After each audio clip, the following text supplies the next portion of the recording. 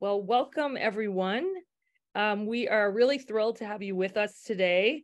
It's a gorgeous day here on the Rutgers University campus, so I hope you're having a gorgeous day too. I'm Mary Beth Gassman, and I'm a professor at Rutgers, and I'm really happy to be here for our session, Winning Strategies to Secure NSF Funding for Minority Serving Institutions. And I also want to say thank you to our sponsors, the Samuel DeWitt Proctor Institute for Leadership, Equity, and Justice, as well as the Rutgers Center for Minority Serving Institutions, and our guest sponsor, VentureWell, who will give a chance to speak in a few minutes. Just a quick introduction of our guests today. We are really excited to have Enrique Pumar, who's the program director at NSF and a professor in the Department of Sociology in the College of Arts and Sciences. We have Trina Fletcher, who is assistant professor of engineering education at Florida International University. Brian Kent Wallace, who I know as Kent Wallace, who's the Dean of Graduate Studies at Fisk University and also a physicist, and Demetria Gallagher, who is the Vice President for Knowledge, Learning, and Impact at VentureWell. So I want to say, first of all, welcome to all of you. Really thrilled to have you here, and couldn't ask for a better group of people to talk about this wonderful topic. And I'm going to turn it over to you, Demetria, for a few minutes just to welcome us and tell folks a little bit more about VentureWell. Perfect. Good afternoon, everyone. On behalf of VentureWell, we are delighted to support today's webinar about the importance of MSIs participating in the NSF funding ecosystem. Again, I would like to thank Mary Beth Gassman and, of course, NSF for inviting us to the table to have this much needed conversation to support the untapped potential among our MSI partners. For many of you that may not know VentureWell, we are a leading nonprofit that accelerates STEM innovation and entrepreneurship in today's ecosystem. And we do this in a couple of ways. By providing support, training, and access to networks and resources for science and technology innovators. We also foster collaboration amongst some of the best minds from research labs to classrooms and beyond to support this work. One of our historical accomplishments has been focused on helping students, faculty, and entrepreneurs advance their inventive spirit by helping these innovators take all of their great R&D expertise and bring it to life by transforming this work into profitable business models. And I have to say, our list of accomplishments in this space are very impressive. Over the last 25 years, we have trained over 13,000 innovators, which includes about 5,100 early stage innovation teams. And these teams have been very proactive in launching around 1,200 ventures from our early stage grants and programs. And lastly, we have helped these teams raise about $3.5 billion in public and private investments. But for today's conversation, and now, we seek to really advance our diversity and inclusion efforts by taking a very strategic approach by elevating partners such as NSF, who is leading the charge on embedding diverse innovators and funding opportunities that will accelerate emerging industries and research. So today's conversation is very timely for VentureWell as we aim to create best practices for the MSI network. So in closing, for those who may be interested in some of our grant programs and upcoming events, I can drop some links in the chat as well as my contact information so we can work together to explore these opportunities. So without further ado, I will hand the virtual mic back over to Mary Beth so we can begin the panel discussion. All right, great. Thank you so much. We really appreciate you sponsoring this for us as well. And I do want to just say that VentureWell has lots of opportunities for faculty. So Demetria, if you can put anything you have in the chat, we will share it We will share it. Well, so let me start off, and I want to ask Kent and Trina some questions. So what we're really focused on is ensuring that more faculty from MSIs can secure NSF funding. And one of the things I know about both of you, first of all, I know that you're both graduates of historically Black colleges and universities, and that Kent, you are a faculty member and also in an administrative position at Fisk University, a Black college in Nashville, Tennessee. And then Trina, you are a professor at Florida International University, a Hispanic serving institution in Miami, Florida. So representing MSIs to a great extent. So Kent, let me start with you. Can you talk a little bit about your NSF grants and what do they focus on and how do they connect to your overall research and teaching agenda? Be very interested in that. And then Trina, I'm going to ask you exactly the same thing. So the last NSF grant that I worked on was our iTest grant. And it was very much in line with what I do because, as you know, historically at Fisk University, I headed what we have as a rocket program that was started by myself and another faculty member about 16 years ago to compete in a NASA competition. And that rocket team had engaged in a lot of research over the years, and it inspired a colleague to say, hey, we were thinking about writing this NSF proposal called iTest, and it's to train teachers in, rocketry and robotics, and then they can go back and train their students and hoping to bring in interesting projects to STEM. And so what was really good about that grant is that it was really in something that I was passionate about, and it was something that I had experience in. And I think when I think about new faculty members, there's sometimes like, okay, here I am, I have this position, because some come from postdocs and some go right into the faculty. And it's like, okay, where am I going to make my mark? What am I going to do? And one of the things I would always, stress is try to get the resources to do something that you're inherently interested in, because if you're passionate about it, it kind of gets you through the hurdles of the obstacles that you'll face, particularly if you don't get funding the first time you write a proposal, because that can be very discouraging. So, and the second thing is allies.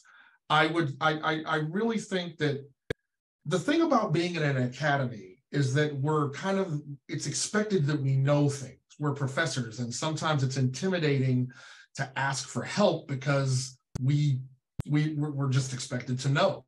And it's really important to be vulnerable and go to colleagues and just say, hey, do you have suggestions on a solicitation I should apply to, or where to get on a message board to find solicitations?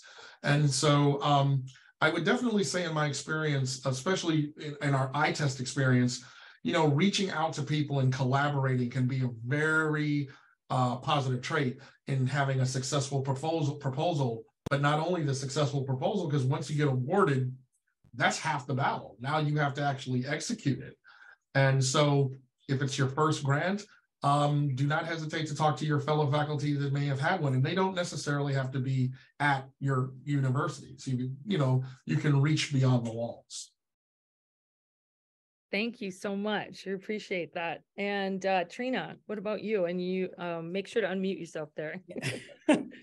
Yeah, I love that response that Kent gave, because he hit on a lot of key things that I think are so important, especially for junior faculty.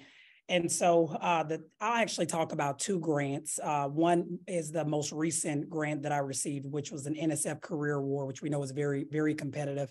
And it was very exciting to get that grant. And with that particular project, it was actually a build off of a program that I participated in with the National Society of Black Engineers as a classroom mentor teacher, and then a site director over, the summer engineering camp. I wrote my dissertation on the same summer engineering program. And then, 5-6 years later, I was able to write a career award to do a longitudinal analysis of all the kids and mentors that went through that program and see where they are now and see what we can learn from their experiences as it relates to recruitment, retention, and retaining, African Americans in engineering. So as you can imagine, I'm really, really excited about that career grant.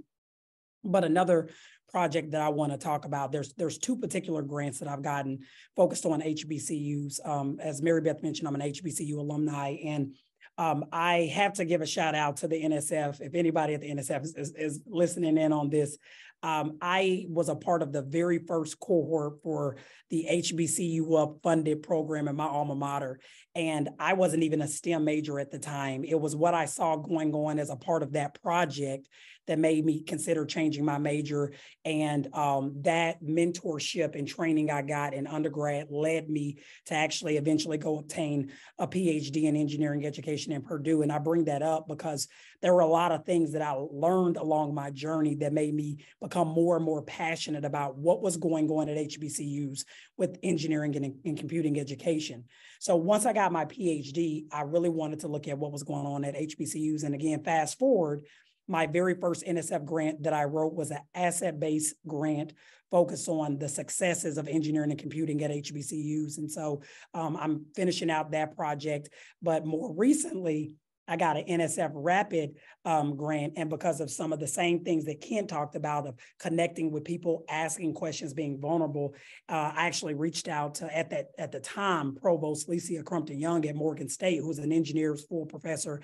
And she agreed to collaborate with me on this Rapid grant to see what was going on with HBCUs during COVID, particularly STEM education, right? With this abrupt transition online, what's happening with students. And as a part of that grant, I was able to bring on 6 consultants from HBCUs, from vice presidents to engineering professors, and worked with Tennessee State and Prairie View and FAMU and Tennessee State, Texas Southern, et cetera. And so it was very exciting. And so I say those things to say, my passions are embedded in every grant that I write. I don't have a grant that's not connected to what I'm passionate about and the changes that I want to see in my community and contributions I want to make to historically Black colleges and universities. So being able to write grants, grant writing is a very tedious process. But when you're focusing on a topic that you're passionate about and you kind of have a purpose connected to it, makes it a lot easier. And I'm not afraid to ask for help. I'm not afraid to admit when I'm weak in an area and ask somebody else for help. And that's helped me be successful overall. So. Wow. So there are so many really, really good things that both of you just said. Like, number one, I think you're more likely to get funded if you're really passionate about what you're doing and people can tell that. And then being willing to ask for help. Absolutely essential, right? And sometimes really scary, but being willing to ask for help. I think both of you are deeply passionate about the work that you do, just incredibly important.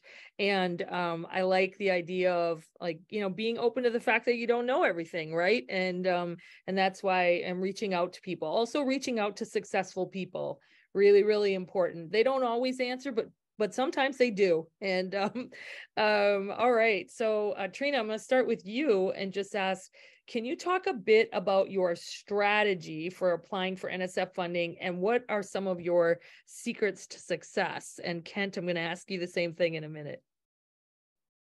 Yeah, and I'll just quickly reiterate this idea of, is this something you really want to do? Because if it's the project or the research questions that you're trying to answer, the problem you're trying to address, if it's something that you've been thinking about that's been on your mind, it's going to make it a lot easier for you to find the literature to back it up, in the background section and drafting up all the different required sections of the proposal. So I would start with that, right? That's also important because the reviewers are going to be looking at, does your background match what you're proposing to do? Are you qualified as a PI and even a co-PI to actually do this work? Once I've kind of ironed out a good solid 1 or 2 pager, the next thing that I do is find the program officer and the program that I want to submit to, and I get a call on the calendar. I do not submit a grant to NSF without having a call with the program officer. Even if it's near the deadline and I'm still looking to submit, I have that call. I make a point to do that because they're always going to say something that you didn't think about or give you a little piece of advice that may help with your research design or your advisory board that could be the game changer for you getting a fair versus good versus excellent rating on your review. And then one of the other things I would say is, make sure you touch base with, if at all possible, someone who has already been funded through that division, especially like if they're at your institution. Sometimes some folks may be more cautious about speaking with you or sharing their proposal, but there are some people out there who will actually share a proposal with you or have a conversation with you and share with you their best practices from the process. And you have to have a solid team. If you're going to have a co-PI or a graduate student or a postdoc, make sure you have people on the project that are just as committed to the vision of the grant as you are.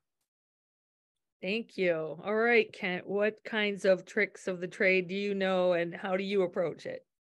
Well, it's so funny because I almost would hate to sound redundant because she touched on so many of the best practices. But if I had to say something from a different lens, I would definitively say this. Pardon me. You cannot undervalue. I think I'm saying that wrong. You do not want to undervalue the power of talking to people. And what I mean by that is, as Trina alluded to about having the right people on your team, this is kind of a spin-off also the previous conversation. I find there to be two types of grant writers. You have those that look for opportunities to get funding. And it's like, oh, hey, I saw this grant opportunity. Let's write a proposal to get that funding. And then you have people that are passionate about something who try to find resources to do what they're passionate about. And I've learned through experience that I rather work with the latter than the former. But I understand that we're sometimes under a lot of pressure to get funding. So it's sometimes, well, let me just jump on something. And I have to say that I would try to resist that temptation, because just like they were saying about matching your background to the proposal that you're writing, do you really want to be working on something that you don't inherently have an interest in? I mean, this is your career. And the other thing is about, if you want to relate this to your track for tenure, and these are things that even I've learned from so many of your workshops, that you want to look to see that there is a lineage in the progression of your work. So if you're doing something that you're not interested in, are you going to just like, once that funding's over, jump on to do something else? In the long run, that can have negative aspects on your tenure track or on getting further funding, because when they look at your prior work, they'll be able to detect that you're jumping around, right? So one, again, follow that passion. But the other thing that I would also want to say in terms of the execution of the grant and acquiring it, it's your social network. And it's funny how these things don't necessarily, you think, relate, but your brand as a person and the people that know you outside the walls of your institution are important, because there are a great number of opportunities that I came into in terms of grant writing that came from people knowing what I work on and said, hey, did you hear about this solicitation? I think you might find this interesting. And they emailed it to me. Or I worked on one thing on a grant in a collaboration, like there was a collaboration I had with a Department of Education grant. And by working in that collaboration, it was like, hey, when the next solicitation comes up, they were like, well, you should write one of your own.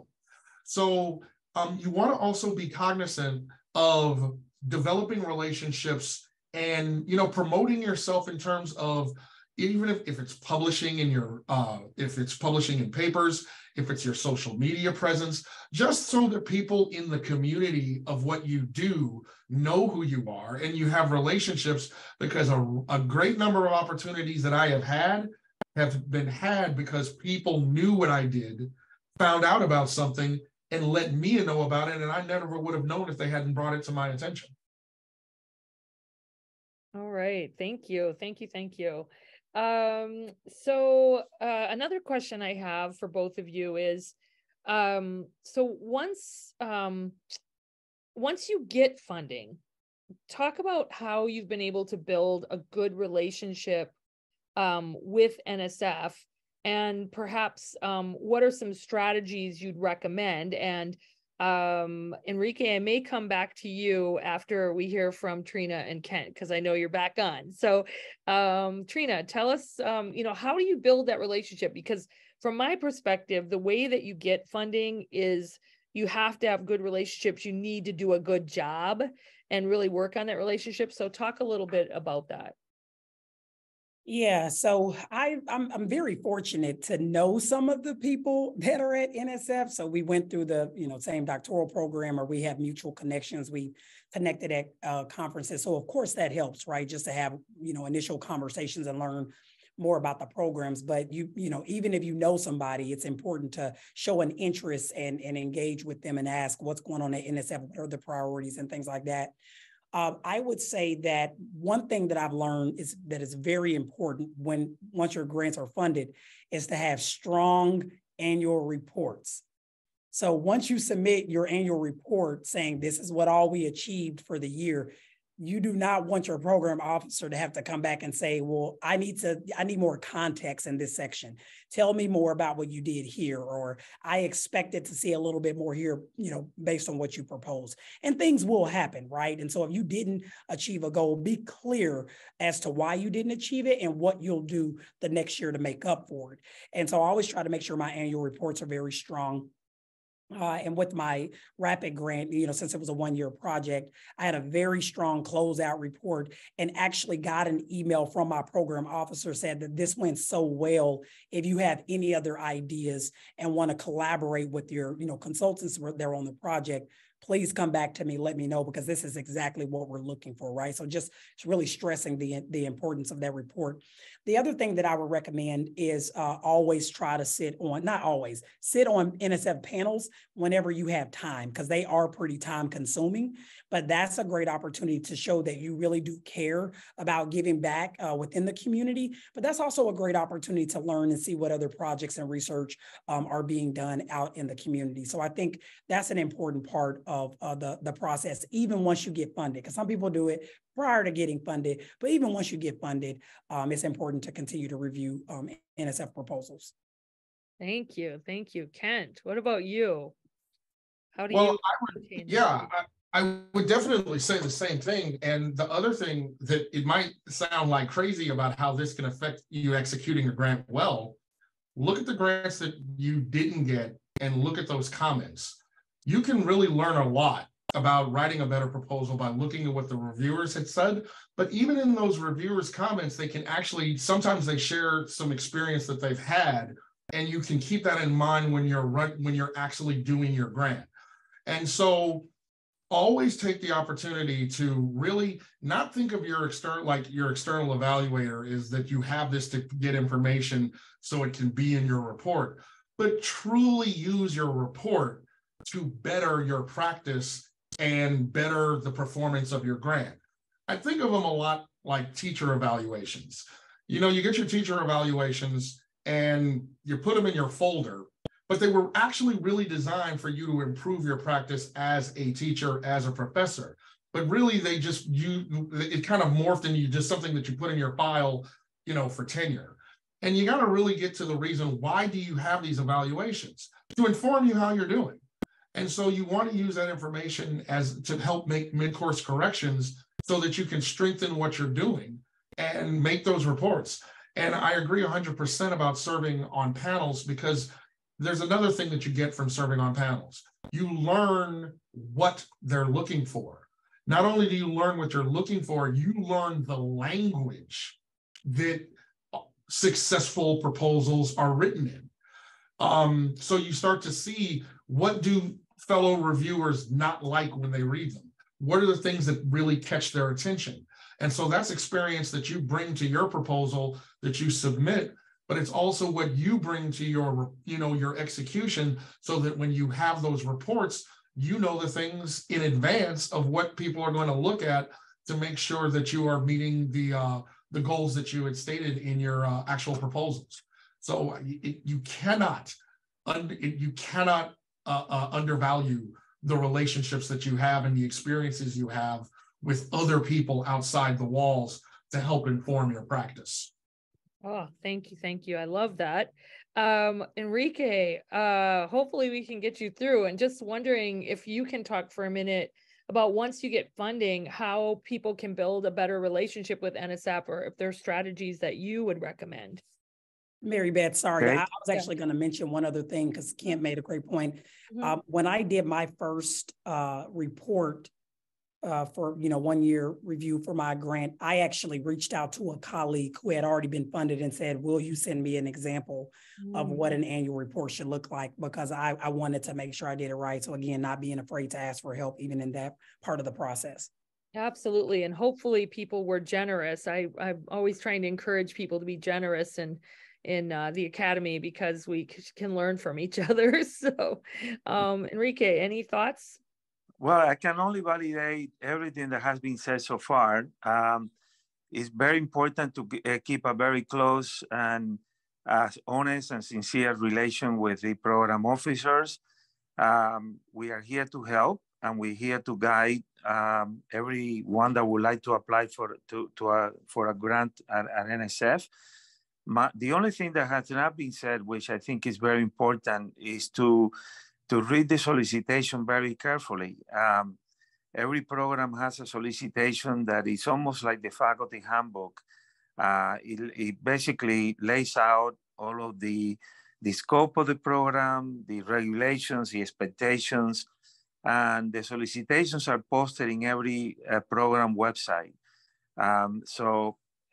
If we share at some point or my PowerPoint presentation, you will see that in the program that I direct, in the program website, there is on the right-hand side, on the upper right-hand side, there is a number, and you click on that number and that leads you to the solicitation.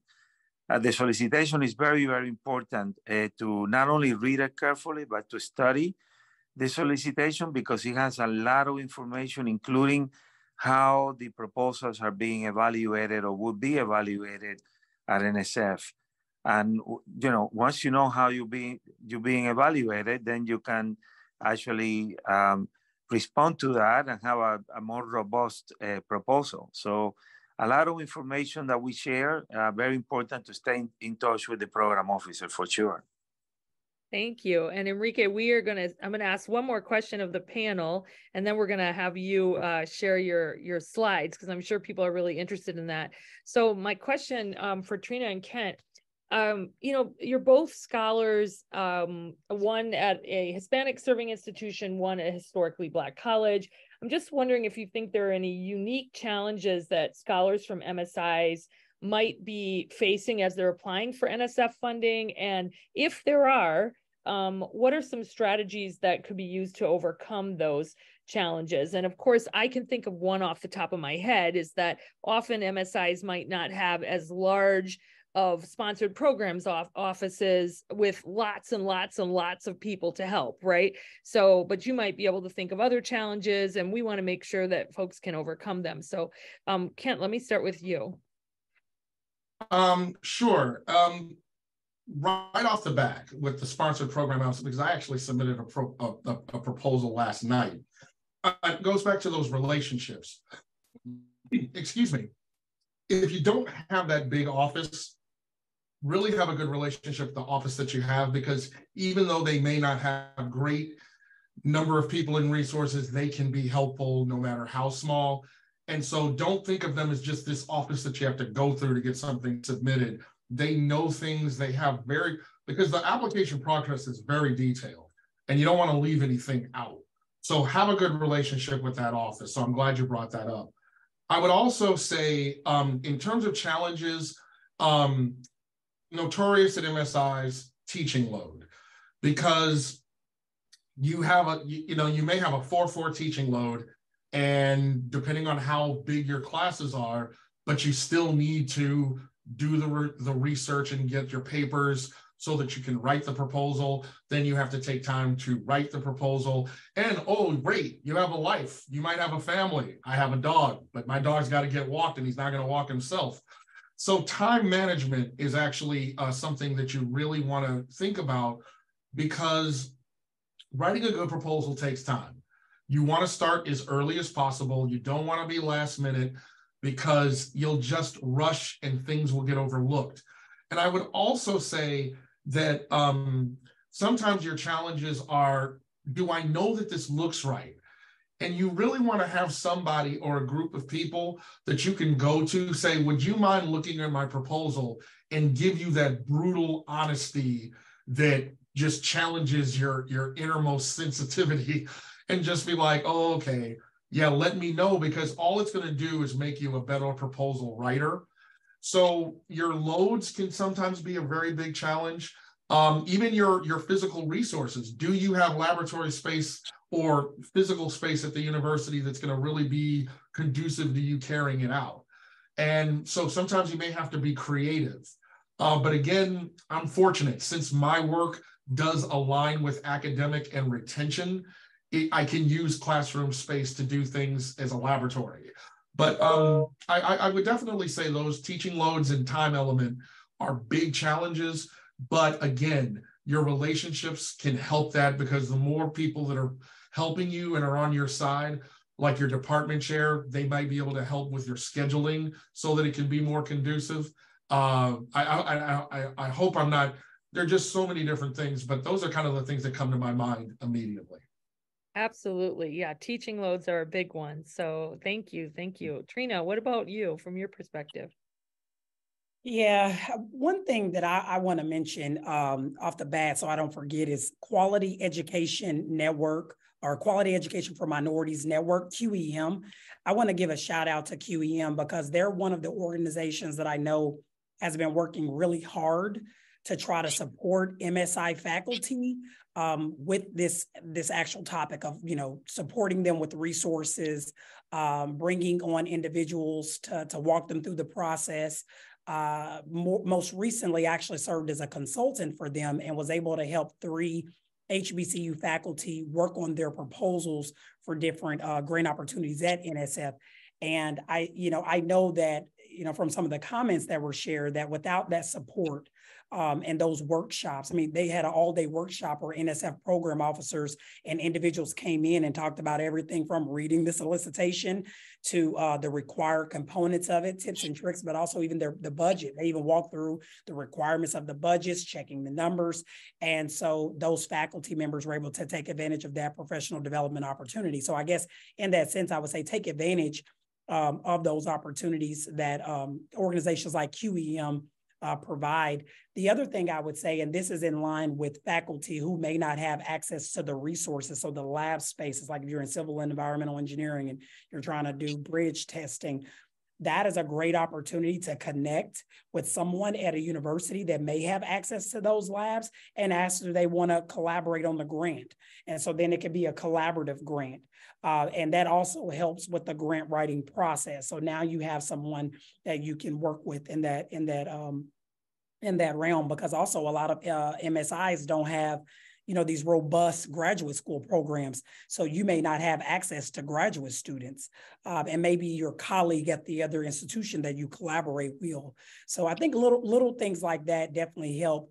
But I do want to say that I hope that what we'll start to see on a national level and at the institutional level are some policy changes, so that more R2 institutions and a lot of the MSIs reduce the teaching loads or make changes at the institutional level, so that those faculty who want to be involved in research can do that a lot more. So I do think there's some policy changes that need to take place as well. Oh, thank you. Thank you. Those are great. And thank you for thinking of so many interesting kinds of things, and also how to work around them. So here's what we're going to do now. Enrique, we are going to go to your presentation. Okay. And then what we'll do is we've already got questions in the chat. Please put more in there. We'll come back and take questions from and get answers from Trina and Kent and Enrique at that point. So Enrique, let's go to your presentation, and Natalie, if you can put the slides up, that would be great. And I just want to thank everyone who is a participant for being patient with technology today. We really, really appreciate you. All right, Enrique. Okay. Thanks so much. Thank you for having me. Could you please show the next slide? So the purpose of the presentation is to introduce you to the Build and Broaden program. I am the program director of that program. And I think it's a very exciting program because We try to promote social, behavioral, and economic sciences among MSI institutions, and we do that in a number of ways, as I will show you in a few minutes. Next slide, please. All right, so one of the things that I instituted when I took over the program last summer was this idea of diversifying diversity. Even when we have the best of our intentions, sometimes we cluster grants and awards among minority institutions that have different capacity than others, or they already know the system very well. And one of the things that I'm trying to do is to diversify diversity. And what I mean by that is to use data analytics to identify universities and institutions that have not participated in NSF grants, and to try to target those institutions to the best of our abilities through webinars, office hours, even site visits to promote opportunities at NSF, and to also build the capacity so that they can submit a winning proposal. The idea of diversifying diversity involves 6 principles, but perhaps the most important one, besides the first one that I just mentioned, is also that we're trying to change the role of the program officer. So instead of being a gatekeeper, we want to be a facilitator. And then finally is to try to insert DEA policies and practices throughout our funding life cycle. Next slide, please. So I'm gonna give you a quick overview of Build and Broaden. And Build and Broaden is a program that has 3 basic goals. The first one is to expand the number of proposals, submissions among MSIs. The second is to increase the number of partnerships. As Trina said, we encourage MSIs to partner with other institutions and among themselves to basically draft a winning proposal that will be competitive and hopefully will be awarded some funds. And then finally, obviously, to increase research productivity among MSI institutions. Next slide. Build and Broaden accepts all types of proposals. The most important information in this slide is that we have $8 million, and we usually award about 20 grants every year. And we have a submission date of once a year, is the third Thursday of January. In fact, we just finished our panel review last Friday. And so if you are interested in applying to the program, unfortunately, you have to wait until next January. But the good thing is that, as Ken said, you can utilize this time to organize a good proposal and establish a relationship with the program officer and ask questions so that your proposal will be very competitive once you decide to submit. Next slide, please. So in terms of the eligibility requirements, we accept proposals from scientists, educators, and researchers at MSI and at non-MSI institutions, as long as they work together with an MSI educator or researcher as a co-PI. So we want to make sure that MSIs are a co-collaborator in the proposal. And for that reason, we basically encourage PIs from non-MSI institutions to look for a co-PI opportunity among MSI scholars. Next. Okay, and then one of the things that we're doing to assure that we are more inclusive is that we are now strongly encouraging proposals from those institutions that have received less than $25 million in grants or $3 million in social, behavioral, and economic awards in the last 5 years. Hopefully, we're not saying that this is a requirement, but we actually actively encouraging submission from this kind of institutions so that they can begin to participate in the process. Next slide, please. All right, so now that you know a little bit about Build and Broaden, one thing that I should say before I talk about the next step is that one of the unique features of Build and Broaden is that we not only fund proposals with intellectual merit, but we also fund proposals that are trying to build capacity.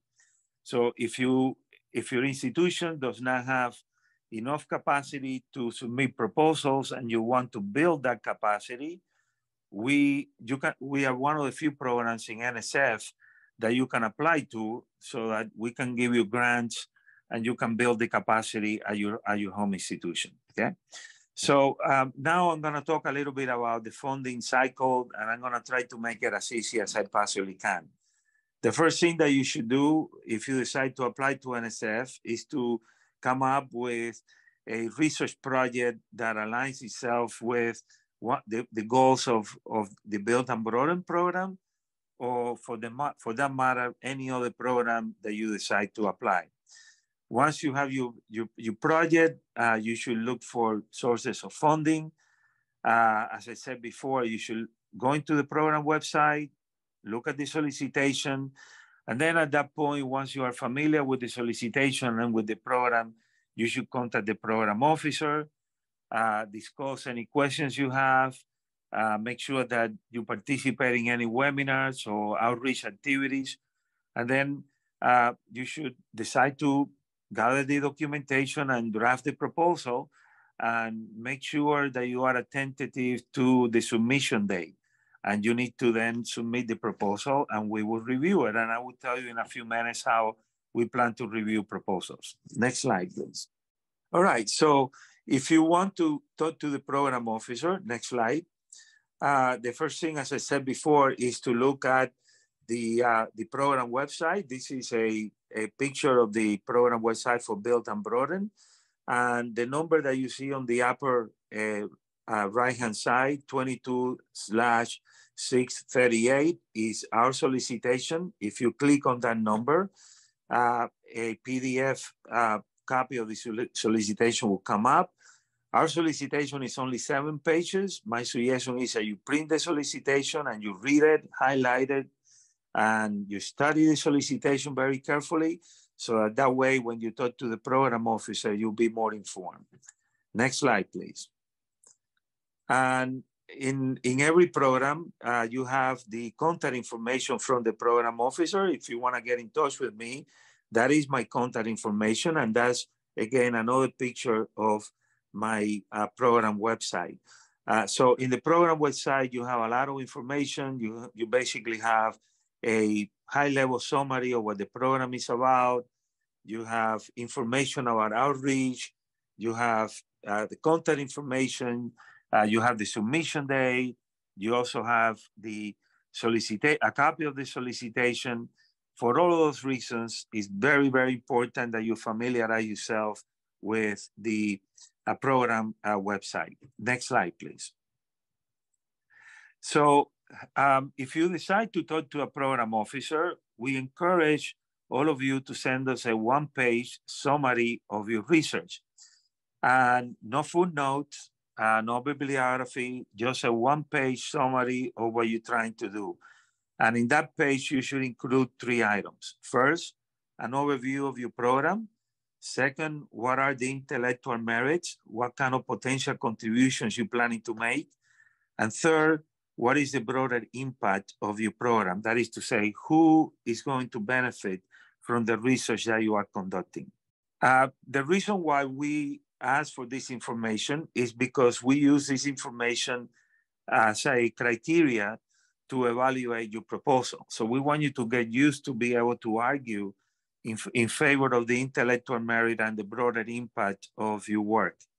Every proposal at NSF is evaluated based on its intellectual merit and broader impact.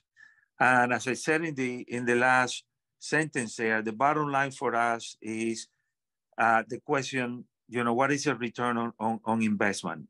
We are investing public funds on your research, and you have to ask what is the return on the investment. And the return for us is that you have a successful research project that is executed properly, and that it's completed on the time that you specify.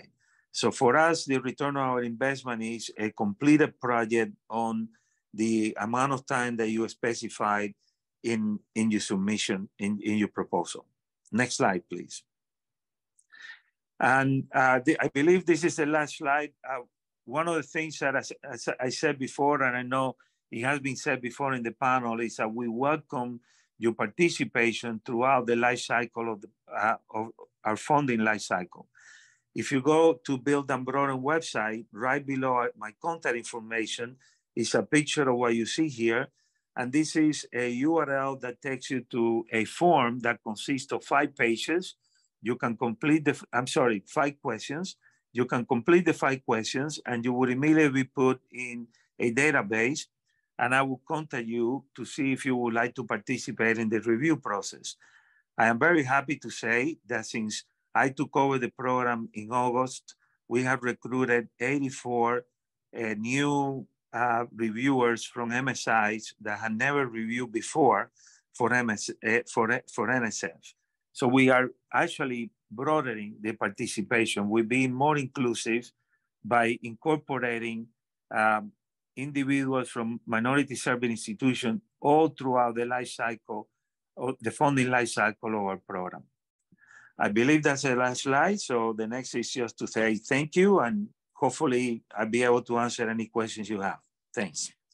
Great. That was terrific. And I'm really, really excited that there are so many more reviewers from MSIs, because that fundamentally makes a difference. And Enrique, great work. That's so good.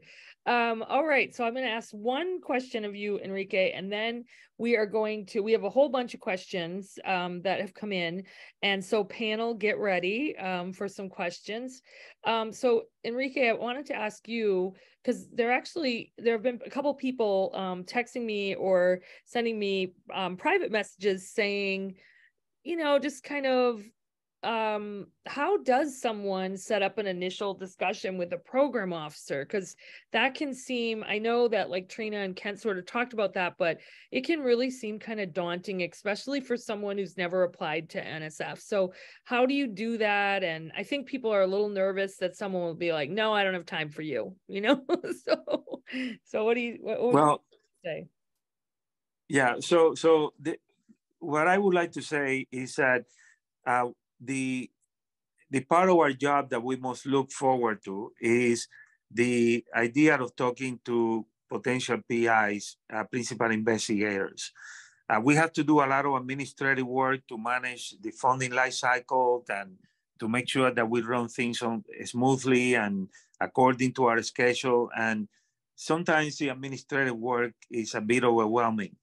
We actually enjoy talking to faculty members from all over the United States and hearing about the project and conversing about the projects and facilitating the submission process. So the first thing that you should know is that no one should hesitate about talking to a program officer. We are actually looking forward to talk to you. That's why we publish our contact information. And how do you do that? It's very simple. You send us an email and say, hey, this is the first time I'm applying to NSF. Will you have time to talk to me about my project? And if you have a one page, as I described before, it's even better. But if not, we can walk you through the process. And if your project doesn't fit the program that we manage, we would actually refer you to another program. We try to be a facilitator. That's the new wave of program officers at NSF. We don't want to be gatekeepers. We want to facilitate the innovation process, and we want to be more inclusive and include everyone that had not participated before. So the bottom line is, please reach out to us. We very much look forward to talking to everybody. It's the highlight of my day. I mean, I tell my friends all the time that on any particular day, I can talk to someone from California in the afternoon and someone from the East Coast in the morning, and 2 different experiences, 2 different institutions. And that makes it really, really exciting and very fun. So please do not hesitate to talk to the program officer. Thank you. Thank you for saying that too, because I think sometimes it can be a little scary and you feel like you have to get everything perfect. And I really appreciate the warmth with which you said that. And also just talking about kind of the new approach, which is great. All right. So team, we are going to ask some questions. I hope you're ready for these. I know you're all brilliant.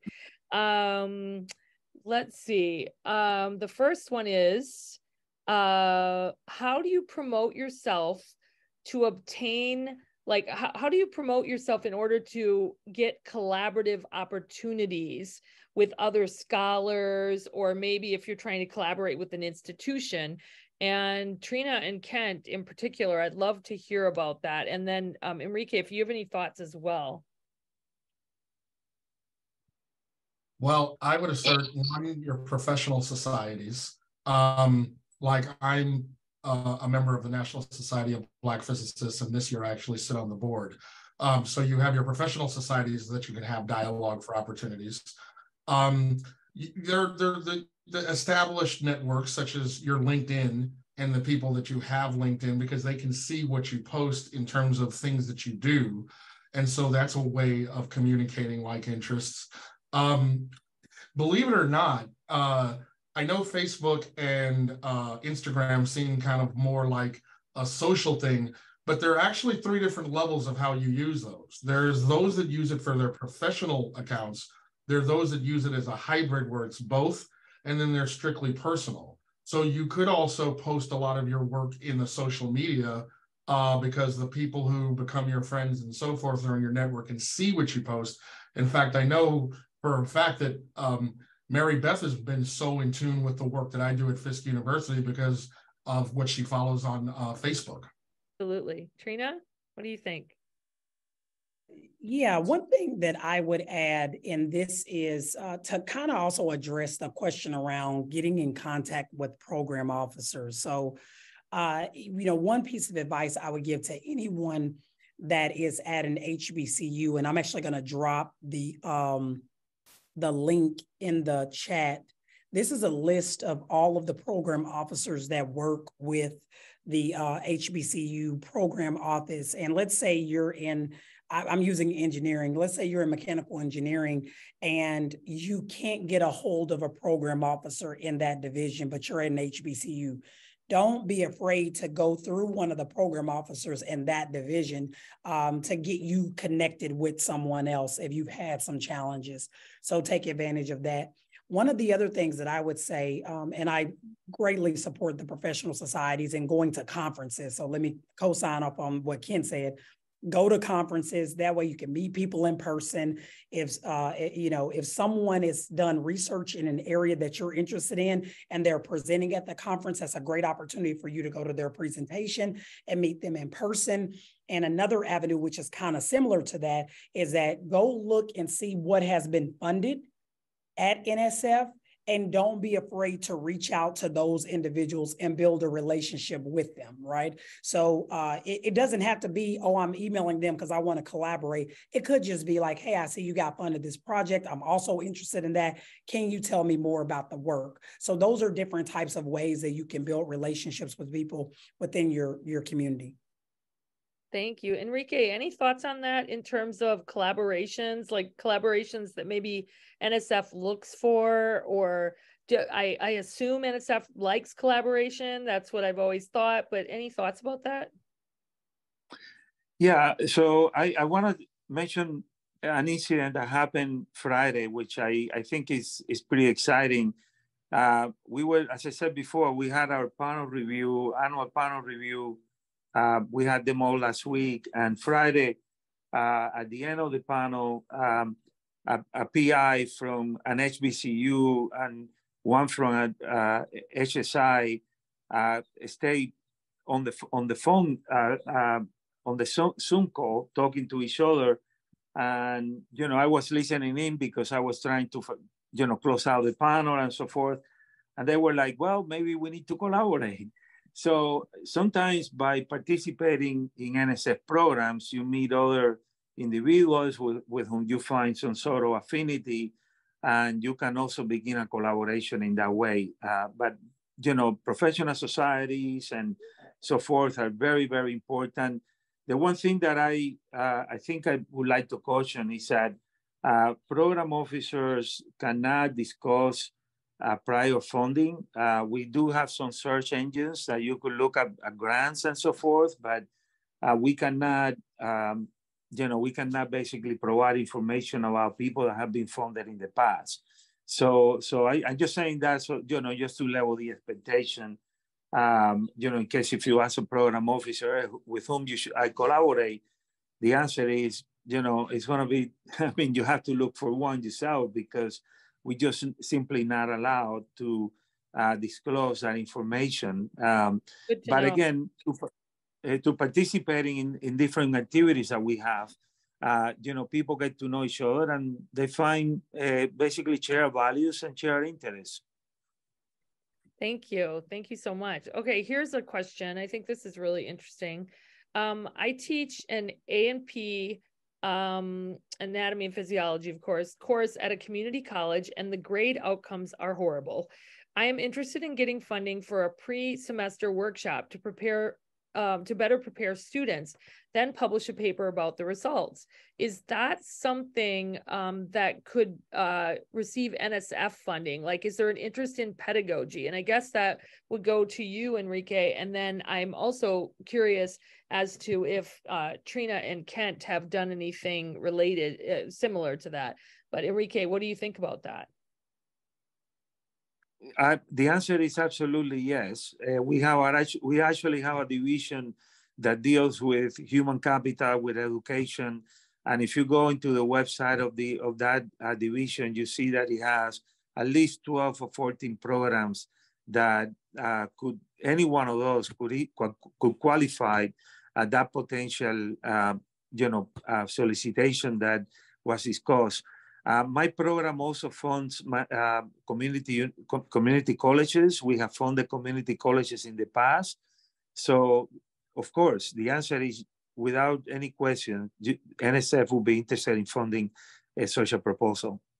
Okay, great. And Trina or Kent, have you ever done anything like that and applied for any kind of like implementing sort of in that case, it was a pre-semester program or sort of an intervention, and then looking at it? Have you done anything like that? Or yes, mm-hmm. I have. It was not an NSF proposal solicitation, but that comes under the area of retention, and I do know that the NSF does look for retention and workforce development. That can be a vein for applying with the NSF. So I would definitely say that looking in things that are under workforce development, because obviously if you retain them and they graduate, then they're going to possibly go into the STEM workforce. So look for keywords of STEM workforce development and retention in terms of proposals that I think might the NSF would be interested in, especially when you look at exportability, and let's say that you had good results, how could that benefit other universities for implementing at schools? Because I'm sure there are a lot of community colleges that have the same problem, and they would want to know, is there an exportability to the program that you might have gotten funding for? Absolutely. Okay, lots of good questions in here. Here's one for everybody. What can I do if I keep getting rejected from NSF? What are your thoughts? Who wants to answer first? Anybody been rejected and want to talk about it? Trina, your turn. Yeah, and to the last question, that really quick, it made me think about summer bridge programs, and I know there's been several of those who were funded by NSF, and it's essentially just funding to provide additional academic support to students before they start the semester. So definitely look up summer bridge programs and where those institutions got funding there. As far as, so I had a couple of grants recently after getting some, a few grants funded that did not get funded. And I think one of the things that I would say is really sit down, look at the reviews, and understand why you were denied, and be intentional about making sure, especially if you resubmit, you checked all of those boxes. Because when you are denied a grant, for the most part, they're going to cover all of the reasons for why you weren't funded. And I'll go back to the program officer conversation. I don't know how likely program officers are to talk with you about why your proposal wasn't funded, but I have heard of some folks saying they talked to a program officer when they weren't funded to just make sure they were understanding clearly the reviews that they received. But I think the biggest thing is use that as a checklist for the resubmission process, and use it also as an opportunity to make sure you're doing things the right way, or cutting out those mistakes in the next proposal. And I'll go back to what Enrique said about the solicitation. A lot of folks just don't do what you're supposed to do as far as the solicitation goes. So definitely follow the solicitation. And if you don't, your chances of getting denied are going to be higher. Okay. Yeah, and I would say to that interesting story. There was this one NSF proposal collaboration we turned in. It was an ambitious proposal, got turned down. We went through the reviews. In fact, I think it was like if we had gotten one more reviewer on our side, we might have gotten funding. But we went back, took it, fixed all the changes, submitted the next year. The one thing I will have to say, and just so this isn't a fairy tale, you get a different set of reviewers that next time, and those set of reviewers completely destroyed that proposal, even though we improved on everything that they said in the first group. So there is a little bit of probability as to who your team is. And but I get it, getting turned down after getting turned down after getting turned down. You know what? Keep submitting. Keep reading the reviews, keep making corrections, because here's what's happening every time you submit. You are becoming a better grant writer. And at some point, you get to a level where you're so good that it wouldn't necessarily, there's never 100%, but you get more of those reviewers on their side no matter what reviewers you get. So you want to learn from each experience. And so don't get discouraged. I know it can be discouraging. I know sometimes those reviewers can rip your heart out, but you just have to be objective. You have to address everything, be very intentional, and do not give up. Because one motto that I always have is, I cannot guarantee you success for trying, but I know what your outcome will be is if you don't submit. So just keep at it, because none of us are 100%. Even some of our best grant writers are not 100%. But as long as you read those reviews and you learn from those reviews, you're going to incrementally get better until you'll start knocking them out of the park. Thank you for saying that too, Kent. I think it's really, really important. And I think sometimes when people get a lot of grants, others assume that they are never rejected. And I think all of us get rejected. So that's just the way that it works. Enrique, what about you? What do you think to that? What do you do when people are just rejected over and over? Well, as Ken said, I would encourage him to keep trying. But I need to explain a few things that I think will be very important for everyone to keep in mind. Every proposal at NSF has to be reviewed by at least 3 reviewers. We take the scores of the reviewers, and if they are above the threshold, we take the proposal to a panel review, and then there is another round of reviews that takes place at the panel review level, and then the proposals are categorized based on highly competitive or low competitive or medium competitive, so on and so forth. All of the documentation associated with the review process, the reviews from the reviewers, and the summary conversation of the panel review are released to the PI.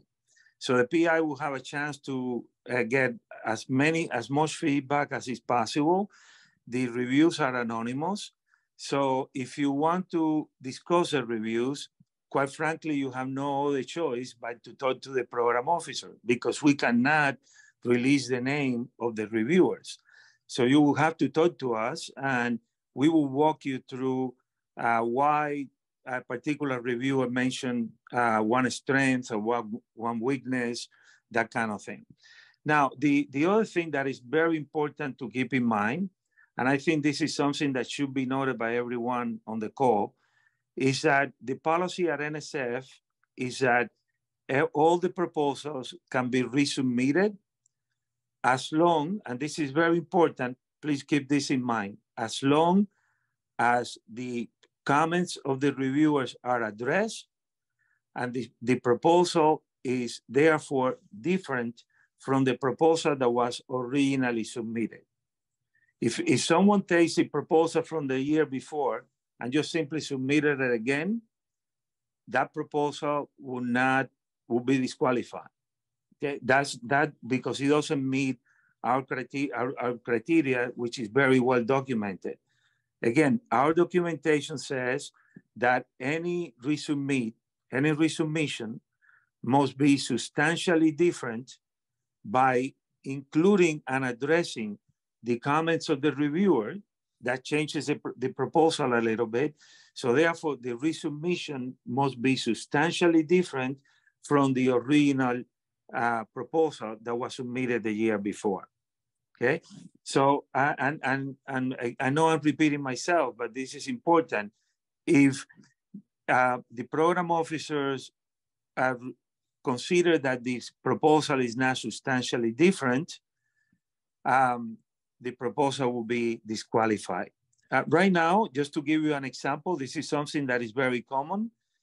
We are considering disqualifying a proposal that was submitted recently to my program. We're gonna have a meeting on Friday, 3 of us, to make sure that we are in agreement that this proposal is not substantially different from the version that was submitted last year. And if that is the case, the proposal will be disqualified. So it's very, very important that you read the comments, that you think about the comments, that you address the comments of the reviewers, and in the process of doing so, that you improve the proposal. If your proposal is not improved, the proposal will be disqualified. Thank you. Well, this is a lot of good information. So, okay, so Trina and Kent, here's one that I think that we need your answer on, and that is, I can't get support at my institution to apply for an NSF grant. What do I do? Any advice? Thoughts on that? Could you read that one more time? I want to make sure I understand it. I can't get support at my institution to apply for an NSF grant. Any advice? So I'm assuming, because I've heard this before, where people just can't really get the kinds of supports to create the rather complicated application, or maybe they have a department chair who's not that supportive. If the person wants to give a little more info, they can put it in there in the Q&A. But any thoughts on that? Just like if you don't have a lot of support for applying, what you might do? Okay. I would say, depending on what that looks like, that's where you have to rely on your relationships outside the walls. And coming up at Fisk University, because I was unique in that I started working here out of grad school, which is kind of uncommon. And what I did was very type specific to my background, meaning physics, education, and rocketry. Nobody at Fisk was doing that. So what it kind of took was me developing relationships outside the walls and listening to those things to help me get where I needed to be. And the more I did that, and the more notoriety of the accomplishments that I made got back to Fisk, the more people wanted to work with me. And so I know that's a very type specific thing, but you cannot necessarily let the lack of support inhibit your effort.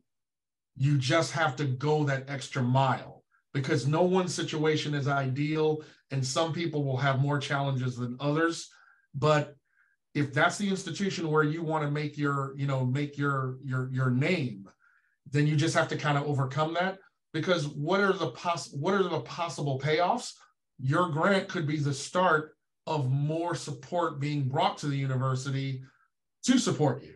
Because what is in the university for supporting you? Well, your grants have indirect costs.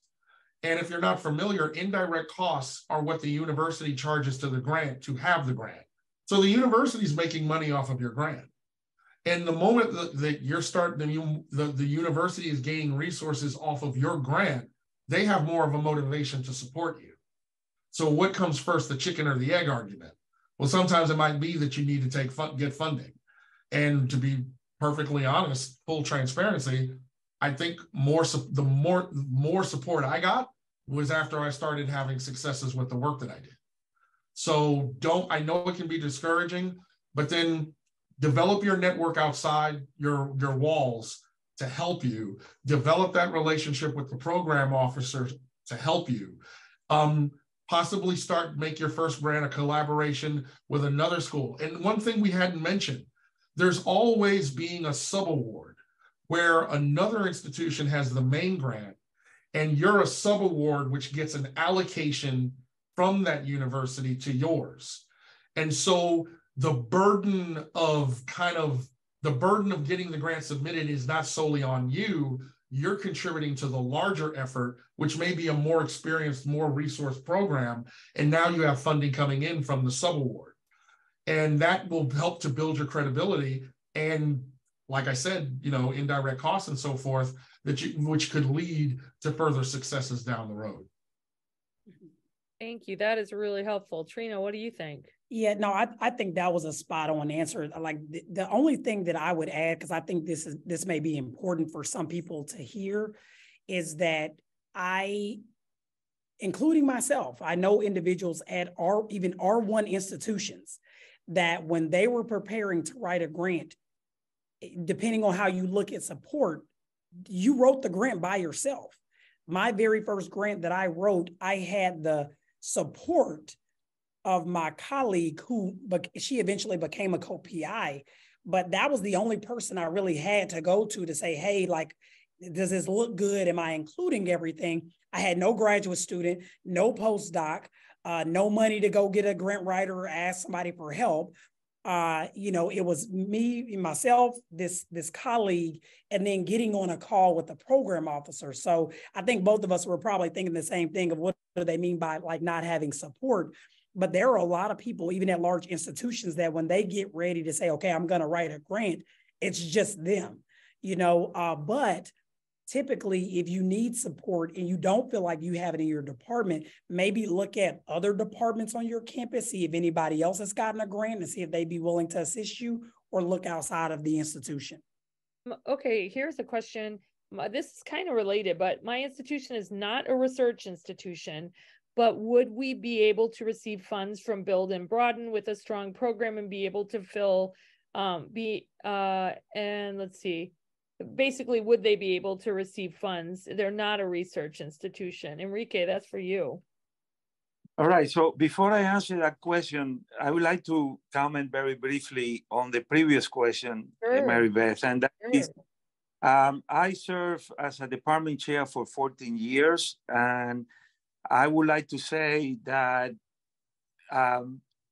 it is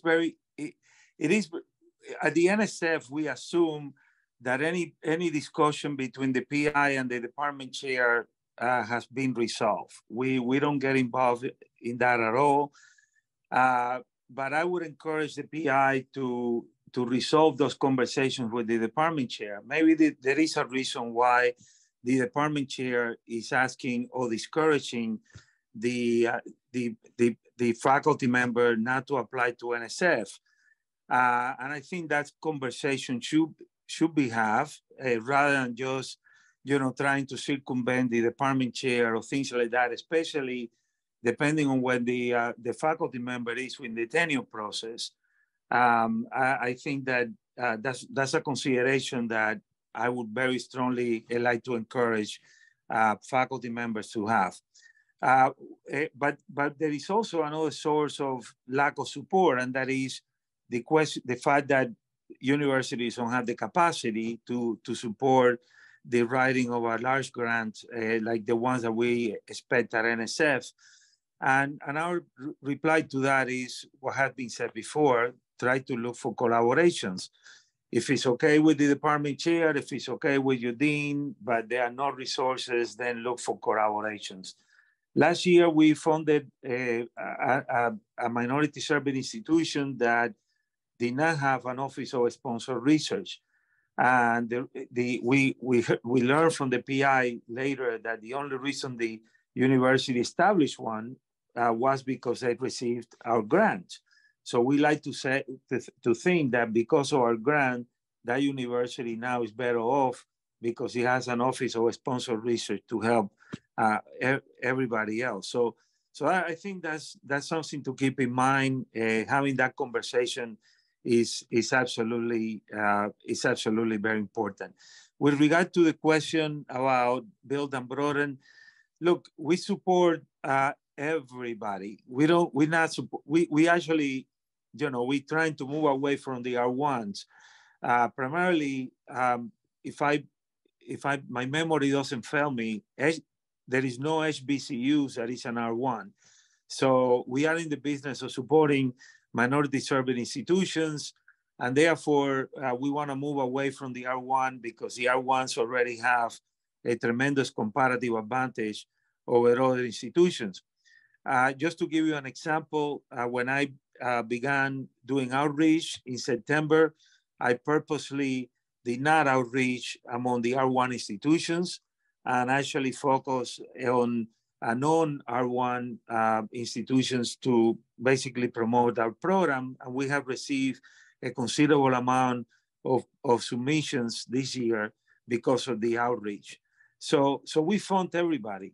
We don't care if it's a teaching institution, research institution.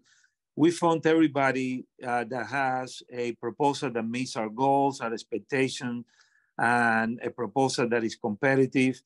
One thing that I want to point out, which was not in the question, but we haven't talked about it, is that program officers don't review proposals. The proposals are reviewed by peer review. So you have to persuade your peers that your proposal is very competitive and is worthy of funding. We don't review proposals. We manage the process. We facilitate the process. So please keep that in mind. I think that's very, very important to keep in mind. But yeah, no, we support absolutely everybody that submits a competitive proposal. We are delighted when that institution hasn't received a lot of funding in the past. So, yeah. That's great. And thank you so much for pointing that out too. I think that's really important for people to understand, the role of the program officer. So thank you. Well, we are coming to a close. I did want to ask if anyone had any last words they'd like to share, or maybe motivational words to get people to think about submitting to NSF. And so I'm gonna, Trina, what do you have to share? We'll start with you. Look, collaborate, ask questions, and put in the work. It's kind of like, I think they said 2% of Americans have PhDs or something like that. If it was easy, everybody would have one, So I think with the NSF process, you have to put in the work, and it's definitely worth it. So just put in the time, put in the work. Don't be afraid to ask for help and ask questions and get it done. I love that. Put in the work. I believe it. Kent, what about you? You're worthy. I know we sometimes have doubt. I know we sometimes look at other people and we just compare ourselves, and I think those are unfair comparisons. Know that you are worthy. You, like you said, if you put in the work, don't engage in the self-doubt. You stay at it. And I'm telling you this from experience. You are worthy. Thank you. I love that. You are worthy. You are worthy. Enrique, what about you? I'd like to echo what has been said before, but in addition to that, please look for a program, visit the program website. There is a lot of information there that will be extremely helpful, and don't hesitate to talk to the program officer. All right. And then just want to say that another strategy that I often use is to take a look at the people who are getting funded, whether it's by NSF or others, kind of study the way that they are approaching their career in addition to their grants, see how they are you know, what conferences they might going. A lot of this is public. People put it on social media, what journals they're publishing in, just kind of how they're approaching their career. And I want to give a big shout out to Trina and Kent, because these are two people who I just deeply, deeply admire as scholars, wonderful, wonderful scholars and good people, which is great. And Enrique as well. Enrique is a professor, but you're sort of on leave doing this this NSF gig, and just really, really committed to diversifying who gets NSF funding, which is so, so important. And so thank you to the three of you. Admire you so much. And thank you to Demetria, who is with VentureWell, for sponsoring this event, and to wonderful Natalie Passoff, who has been handling the tech, as we had a lot of issues early on, but thank you, Natalie, for that. Hopefully everybody learned a lot. We will be sharing the slides with you, and we will also share a video recording of this event. So thank you, everyone. Have a great day, and I really appreciate this panel. Wonderful, wonderful. Take good care, everybody. Bye-bye.